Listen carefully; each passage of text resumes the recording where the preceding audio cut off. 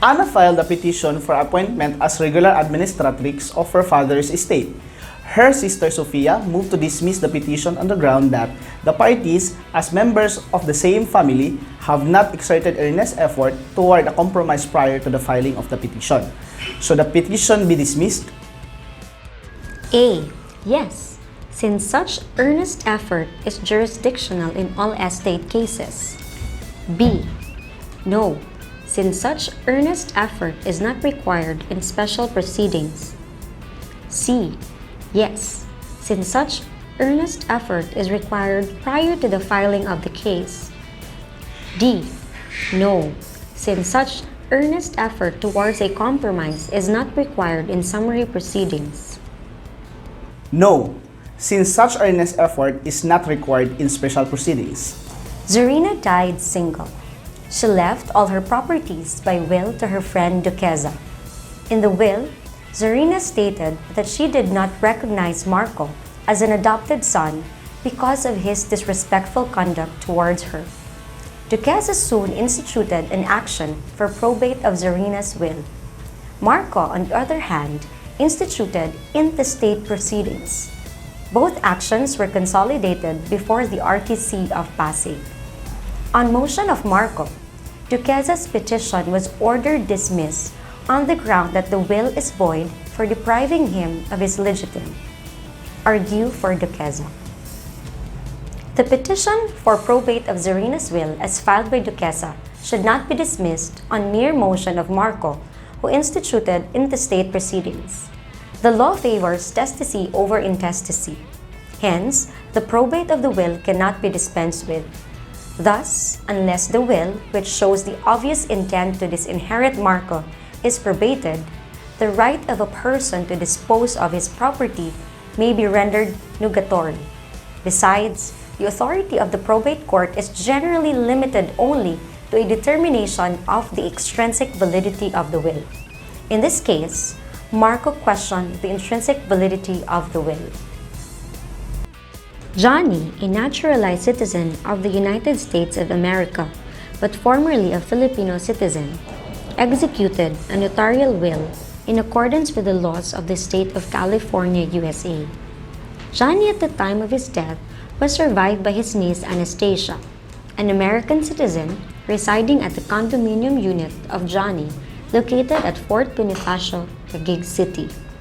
A younger brother, Bartolome, who manages Johnny's rental condominium units in Makati City. Johnny's entire estate, which he inherited from his parents, is valued at 200 million pesos. Johnny appointed Anastasia as executrix of his will. Can Johnny's notarial will be probated before the proper court in the Philippines? Is Anastasia qualified to be the executrix of Johnny's notarial will? Yes, Johnny's notarial will can be probated before the proper court in the Philippines. A foreign will can be given legal effects in our jurisdiction. Article 816 of the Civil Code states that the will of an alien who is abroad produces effect in the Philippines if made in accordance with the formalities prescribed by law of the place where he resides, or according to the formalities observed in his country. Yes, Anastasia is qualified. Under the rules, the following persons are incompetent to serve as executor or administrator. Minor, not a resident of the Philippines, is in the opinion of the court unfit to execute the duties of the trust by reason of drunkenness, improvidence, want of understanding or integrity, or by reason of conviction of an offense involving moral turpitude. While she is an American citizen, she is nonetheless a resident of the Philippines. Accordingly, Anastasia is not disqualified because there is no prohibition against an alien residing in the Philippines to serve as an executor of an estate. A special administrator may be appointed by a court when A. The executor cannot post a bond. B. The executor fails to render an account. C. Regular administrator has a claim against the estate he represents. D. A motion for reconsideration is filed with respect to a decision disallowing probate of a will. regular administrator has a claim against estate he represents. If the judgment debtor dies after entry of judgment, execution of a money judgment may be done by A. Presenting the judgment as a claim for payment against the estate in its special proceeding. B. Filing a claim for the money judgment with the special administrator of the estate of the debtor. C. Filing a claim for the money judgment with the debtor's successor in interest. D. Move for substitution of the heirs of the debtor and secure a writ of execution. presenting the judgment as a claim for payment against the estate in a special proceeding. The statute of non-claims requires that A. Claims against the estate be published by the creditors. B. Money claims be filed with the clerk of court within the time prescribed by the rules. C. Claims of an executor or administrator against the estate be filed with the special administrator. D. Within 2 years after settlement and distribution of the estate, an heir unduly deprived of participation in the estate may compel the resettlement of the estate. money claims be filed with the clerk of court within the time prescribed by the rules. Which of the following claims survive the death of the defendant and need not be presented as a claim against the estate? A. Contingent money claims arising from contract. B. Unenforced money judgment against the decedent with death occurring before levy on execution of the property. C. Claims for damages arising from quasi-dele. D. Claims for funeral expenses. Claims for damages arising from quasi-dele.